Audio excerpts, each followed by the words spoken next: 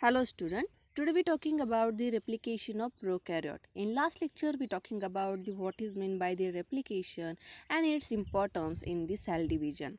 As we know that all the cells need to duplicate the DNA before they divide.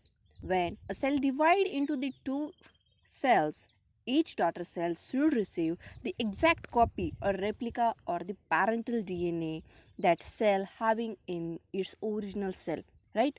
So therefore DNA is replicated before the cell divide. The process of DNA replication occur during S phase of interphase. As we know that in interphase it containing the G1 phase, G2 phase and S phase. S phase is also known as the synthesis phase where the DNA replication is done. DNA replication is done in presence of the DNA polymerase because DNA polymerase add the nucleotides in the other end so that it can form the exact copy of genome which is present in the parental cell. So it is a semi-conservative process. As we know, there are three types of DNA replication, that is conservative replication, semi-conservative replication and dispersive. In most of the eukaryotic cells, semi-conservative process is done. So at the end of replication, when two molecules of DNA synthesis, each has one parental strand and one is new strand. So each cell containing the one strands of parental origin while the other is newly synthesis. Basically, DNA replication always begins from the specific region in DNA which is known as the origin of replication, that is ORC. So the DNA molecule in which single act of the replication which can take place and it is under control of the single origin which is known as the replicon. Basically these replicons is essential for the replication process in DNA or in the cells in during cell division process. Okay, so each replication must contain the origin of replication and the terminator for the replication where the end of replication can occur. So a bacterial chromosome is a single replicon bearing single origin of replication and it also containing the single terminator, whereas the eukaryotic cells, basically we know that eukaryotic cell is vast genome, so that the eukaryotic DNA has multiple replicon where the multiple start or multiple starting points are for replication is present. So the eukaryotic DNA is replicated as a linear molecule and not as a DNA. So but as the chromatin in which DNA is complex with the histone protein. So in this lecture we talking about the DNA replication in prokaryotes. Basically, in prokaryotic animals, that is, for example, in E. coli, the replication begins at the specific site, and this is known as the origin. Basically, where the origin of replication is start, that region is called as the ORC. In E. coli, the replication where the origin of replication is begin, it is known as the ORC. Basically, in this figure, you can see that in E. coli, the origin of replication is known as the ORC region where the replication is start. So it is about 245 base pairs long nucleotide which is containing the two repeats, that is 9 base pair repeats and 13 base pair repeats. This is also called as the 9-mer motif and 13-mer motif. This sequence is repeated in the replication site, that is original of replication site. Basically the 9-mer motif and 13-mer motif is repeated at the origin site of replication. In 9-mer motif, the binding site for E. coli is an initiator protein, that is DNA B. Basically, the 9-mer motif act as a initiator site where the DNA A bind to that site, and it is repeated 4 times in the ORC region. So in this figure you can see that the 9-mer motif is repeated 4 times at this genome. So it contain, and 13-mer motif is the initial site where the single stranded DNA formation. So here we can say that the single stranded DNA formation occur at the 13-mer motif, whereas 9-mer motif is a binding site for the DNA A protein. Okay, so basically 9-mer motif or 9 base pair repeat is also having the 4 repairs at the origin site, whereas the 13-mer motif having the 3 repairs. It containing the long consequence sequence of T T A T C C A C A. So this sequence repeated 4 times at the origin of replication site. This having the orientation, spacing and sequence of the 9 base pair repeat and critical for the function of the origin of replication. Basically this 9 base pair repeat is essential for the bindings. It is binding site for the DNA A protein, whereas the 13 base pair repeats is having the sequence, long consequence sequence is G A T C T and T T and T T T T. So this is the DNA B box where the single stranded sequence is formed at the 13 base pairs. Basically this 13 base pair repeat is AT rich base pair and it is crucial for the replication site. Another one, so in this figure you can see that this NN represent the any nitrogen base can be initiated or inserted at that site. So these are the replication sites where the replication actually start in during the cell division. So in the initiation of replication, the process of replication begin with the identification of origin region, that is ORC region. Firstly, whenever the replication is start, we have or enzymes have to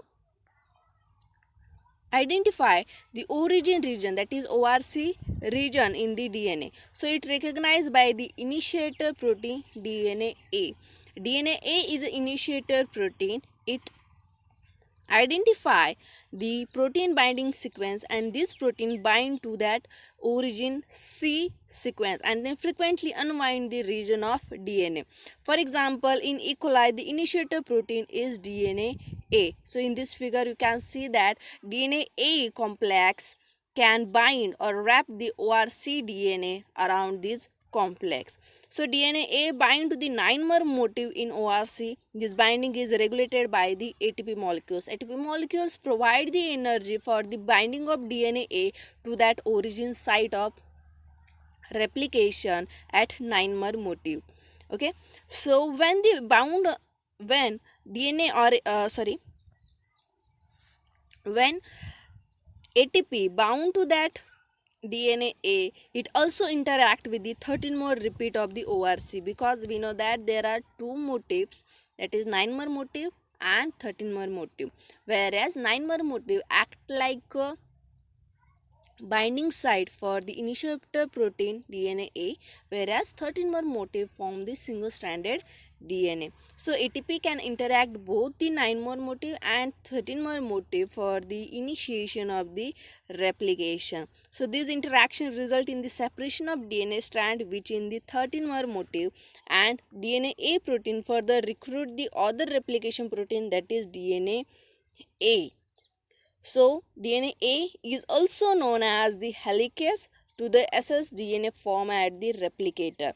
So firstly DNA A bind to the 9-mer motif, then ATP bind to that DNA A so that it initiate the replication or unwinding of the DNA. It also bind to the 13-mer motif so that 13-mer motif the double-stranded DNA can be converted into the single-stranded DNA. So after binding of DNA A protein recruit other replication protease which is also known as DNA B. DNA B is also known as helicase enzyme. As we know, helicase enzyme is break the hydrogen bond between the nitrogen base so that DNA can easily unwind to that. So in this figure you can see that after the binding of the AT rich region of ORC, unwrapping is or denaturation of AT rich region at ORC is formed. So in next region the DNA B, two DNA B, DNA C complex and SSB bind to that complex which is called as the loading of DNA A helicase. So at this stage of the pre-priming complex is ready. So finally, DNA G, which is also known as the primase, bind to the pre-priming complex and convert it into the primose, so which can synthesize the primer to initiate the DNA replication. So DNA G is RNA polymerase that synthesizes the small 8 to 10 nucleotide long RNA strands. As we know, RNA strands serve as the primer at the priming site. So the newly synthesized primer recognized by the clamp loader component of the 2-DNA Pol3 holoenzyme. DNA Pol3 is a holoenzyme which initiates the replication, that is addition of the nucleotides. So the sliding clamp, that is beta clamp, are assembled each primer, and leading strand synthesis is initiated by the 1 or the 2 DNA pol of 3 enzyme. So this is the initiation process of replication in the prokaryotes. Basically, in prokaryotes, after the binding of these enzymes, once the primer is placed, the synthesis of DNA strands begin. So this includes the synthesis of both the leading strand and lagging strand. So the enzymes which is involved in the DNA strand synthesis are known as the DNA polymerase. So in this figure you can see that this is the DNA polymerase. So this DNA polymerase enzyme initiate the synthesis of DNA. So DNA polymerase, all the DNA polymerase which is required for the template primer deoxynucleotide triphosphate, that is DNTPase, magnesium ions, ATP for the catalytic reaction. So the polymerization reaction involves adding the nucleotides to the growing 3' OH end in the template dependent fashion, and the precursor for the DNA synthesis is D-nucleotide triphosphate, so which lose the 2-terminal phosphate group in pyrophosphate reaction, and the polynucleotide chain which is grow by the 1 nucleotide in the direction, that is 5' to 3'. So leading strand and lagging strand synthesis is done by the pol 3. So the DNA polymerase that synthesis or recruit the base pair is added, and in the wrong base is added, it removed with its proofreading activity about 3' to 5' exonuclease activity. So basically, in the replication process in E. coli, there are 3 DNA polymerase in E. coli, namely DNA polymerase first, polymerase second, and polymerase 3. So these are the some properties of this DNA polymerase. So the mass of DNA polymerase is 103 kilodalton, whereas polymerase second is 90 kilodalton and polymerase 3 is 830 kilodalton. Its turnover number or minutes is 600, polymerase second having 30, whereas polymerase third having the 1200. Number of subunits, that is 1. Polymerase third is less than 4 and polymerase third having the less than 10. The structural gene is Pol A, Pol B and Pol C. Polymerization site for from 5' to 3'. Yes, polymerase first synthesis its polymerization at 5' to 3'. Polymerase second also form its polymerization at 5' to 3', whereas polymerase 3 also having the site at 5' to 3'.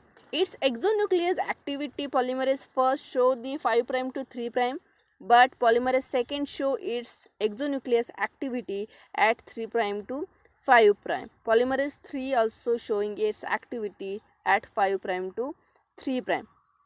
So exonuclease activity from 5' to 3'. Yes, polymerase, all the 3 enzymes show the exonuclease activity from 5' to 3'.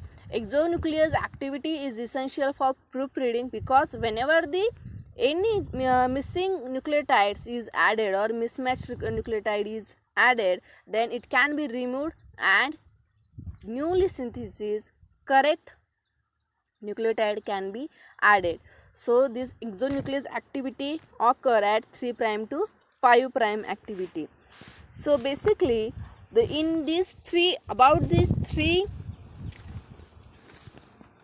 enzymes, the major enzyme in DNA replication is DNA polymerase 3. So this is the structure of DNA polymerase 3. It containing the various components or elements, but basically DNA polymerase first also has the role in the DNA synthesis. DNA polymerase 3 is a complex enzyme of several subunits and two catalytic activity, namely 3' to 5' polymerase and 5' to 3' exonuclease activity. So it continuously synthesis the replication. Also it having the role of exonuclease activity. Exonuclease activity means whenever the mismatch nucleotide can be added, it can be removed, and then a new nucleotide can be added to that site. Okay, so this enzyme does not exist in the whole enzyme in the cell. The core enzyme consists the subunits, that is alpha, epsilon and theta. So this is the core enzyme. This core polymerase form this entire pol enzyme 3. So in this cell, this whole enzyme not form. Basically first form the core polymerase, which containing the subunits, that is alpha, theta and epsilon. So where alpha subunit perform the 5' to 3' polymerase activity, while as epsilon perform the 3' to 5' exonuclease activity. So these two subunits held together by the theta subunit. So theta subunit function as to hold these two subunits together to form the core polymerase. So the core enzyme alone is the poor polymerase, and it can add hardly 10 nucleotides to the DNA strand. So then they follow the template, but its efficiency should be increased by the another subunit, which is called as the beta subunit. So beta subunit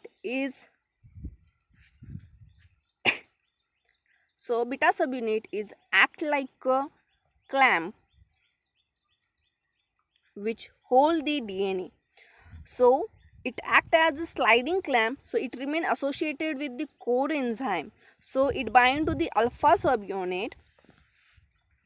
So it keep the core enzyme engaged with the template while the polymerizing at least 50,000 nucleotides. So 50,000 nucleotides can be synthesized in the presence of beta subunit.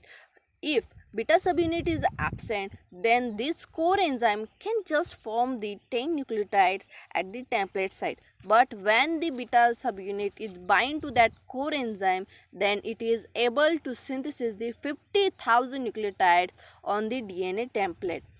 So this act as a sliding clamp for the core enzyme.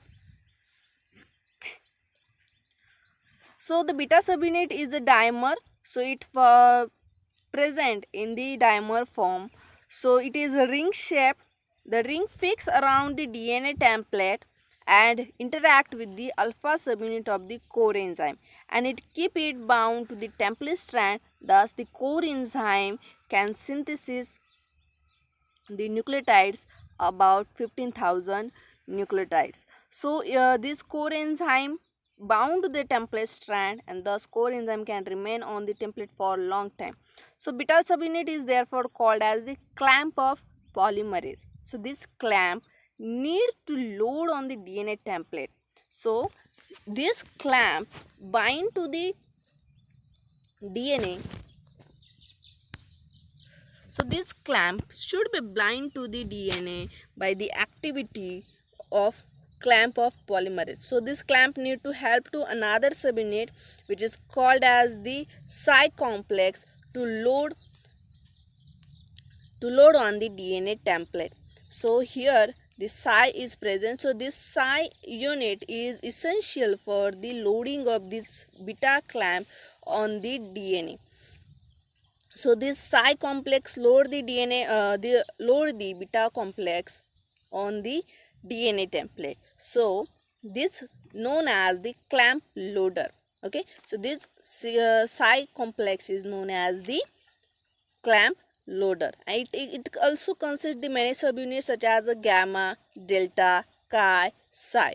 So this clamp loader has both loading and unloading activity for the beta clamp. So this complex, that is sigma complex containing the function as the clamp loading. So it can be load the beta clamp on the DNA template, but also it can unload this beta clamp for after the completion of the replication. So loading and unloading activity of beta clamp done by this sigma complex. So this is whole enzyme is the polymerase enzyme. So AT replication at the DNA polymerase coordinate for the synthesis for the both leading and lagging strand. So once the priming is complete, DNA pol 3 is loaded into the DNA and replication is begin. So beta clamp is essential for the clamp. It also known as the sliding clamp. So it bind to DNA and this DNA polymerase form the synthesis of the DNA template. So at first DNA A is bind to the DNA so that it is initial protein which bind to the origin site at 9-mer motif. Then DNA B is bind to that site. DNA B act like a helicase enzyme. Helicase enzyme having the property for the unwinding of DNA by the breakdown of hydrogen bond between the nitrogen bases. So after the unwinding of DNA, the DNA G is bind. DNA G is a primase enzyme having the function for the synthesis of the primers. So RNA primers is synthesis at the single stranded DNA. It form at about 8 to 10 nucleotides, and after the formation of the primer, once the primer is complete, DNA pol 3 is loaded onto the DNA and replication is begins. So this is all the process in the initiation. After once the DNA poly is bind to that single stranded DNA, nucleophilic attack by the 3' OH of alpha phosphate release the pyrophosphate. So ATP molecules are also bind so that the unwinding of DNA is also continuously synthesis the formation of the nucleotides by the DNA polymerase. So subsequently hydrolyze into the 2-phosphate molecules, and these hydrolysis drive the DNA synthesis to the completion. So in this figure you can see that at the elongation site leading strand and lagging strand are formed.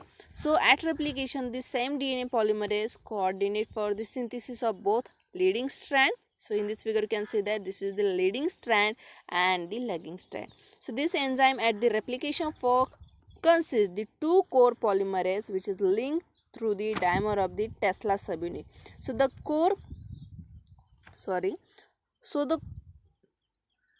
clamp loader, one of the core enzymes, synthesis a leading strand. So leading strand is continuously formed from 5' to 3', but lagging strand form discontinuously. Okay, so lagging strand, since the lagging strand is synthesized discontinuously, it involves the repeated dissociation and reassociation of the core polymerase from the template. So here we can see that the Okazaki fragments are formed because here the lagging strand is discontinuous strand. So actually the core enzyme synthesis the lagging strand does not dissociate because this clamp loader cannot be dissociated from the DNA. DNA polymerase is always bind to the lagging strand, but actually the core enzyme is synthesizing the lagging strand does not dissociate it from the template. It remains together to its by its association of the core enzyme. So basically that synthesizing the leading strand. It simply releases its grip on its template strand without staying away from it. Basically this clamp loader lose its grip from the DNA template so that it discontinuously synthesis, whereas leading strand is continuously synthesis because this sliding clamp having the complete grip on that template strand, so it can completely synthesis on the leading strand, but in lagging strand is discontinuously continuation and dissociation and reassociation is formed so that it form the Okazaki fragments. So where it form the primers and reassociated with the template again without within the formation of the second. So primary synthesis on the leading lagging strand, then also this this DNA polymerase again bind to that site and it again form the lagging strand. So the dissociation and reassociation of the core enzyme with the template is dependent on the clamp loader, because clamp loader load the clamp beta clamp which interact with the both core enzyme and the clamp loader. So it remain associated with the core enzyme during synthesis of the DNA strand. So beta clamp is initial because it is a sliding clamp.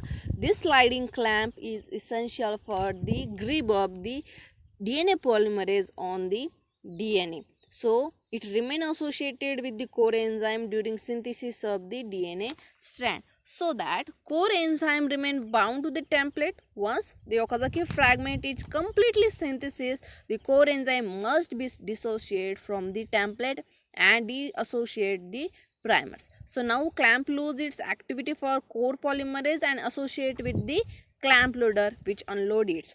So clamp loader unload the sliding clamp from the DNA polymerase or core enzyme.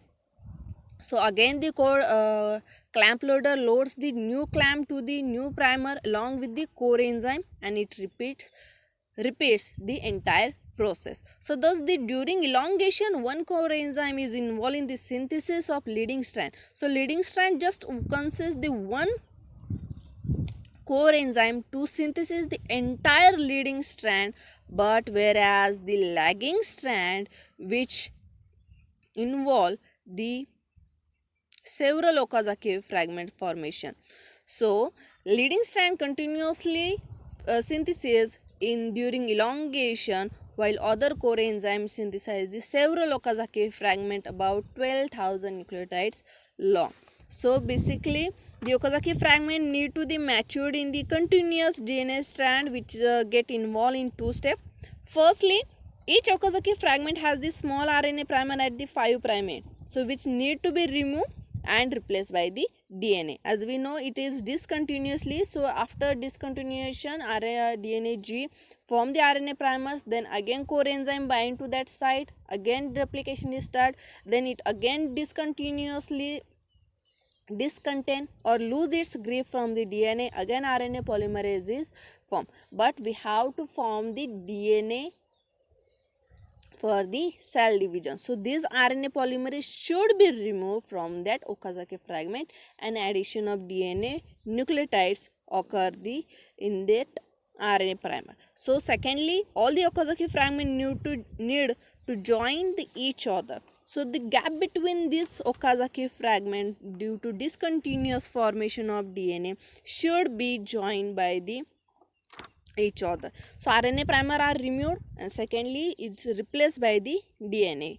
So DNA polymerase once and replaced by the DNA strand, while the Okazaki fragment joined together by DNA ligase. DNA ligase also known as the enzyme which seal the gap between the DNA. So DNA polymerase first also having the property that is it synthesis 5' 3' exonuclease activity which remove the ribonucleotide of the RNA primer. So at Okazaki fragment, DNA pol first remove this RNA primer and the nick between that Okazaki fragment at 3' end finally sealed by the DNA ligase. So DNA ligase making the phosphodiester bond between the 3' OH and 5' phosphate group end of the DNA molecules. And last step of this replication in prokaryotes, that is termination. So just like the process of replication begin at particular sequence which is called as the ORC, similarly it terminate at the particular sequence which called as the ter sequence or ter sequence. Okay, so these ter sequence are 22 base pair long which is bind to the specific protein which is called as the TUS protein. Okay, so TUS protein means terminator utilization substance. So these are 6 ter sequence. In all of these 3 ter sequence work as a terminator for the fork moving in clockwise direction from ORC, and the remaining 3 ter sequence work as a terminator for the fork moving in the anti-clockwise direction. So thus the TER sequence are orientation specific with respect to the replication fork. So thus TERS protein is contrahelicase. The replication fork is led by the helicase which continuously unwind the DNA strand in 5' to 3' direction. So if the helicase is removed, replication fork cannot be proceed, and TERS protein being contrahelicase knock off the helicase enzyme. So thus it terminating the progression of the termination forks on the completion of the replication on the circular DNA, and two daughter complex still remain connected by the one another. So that is they are entangled. So such interlock rings of DNA duplex is called as the catenation. So they need to be decatenated. So these DNA duplex are decatenated as topoisomerase 4 by causing the break in the one of the DNA duplex. So after the cut of this DNA duplex, the break made in the one daughter molecule and second molecule pass through the break and it convert into the two DNA copies of the single DNA. So after the formation of double copy replication, the cell continue its cell division into formation of the two daughter cell. So here the replication in prokaryotes are end. So that is for today. So in next lecture we talking about the replication in eukaryotes. So that is for today. Thank you.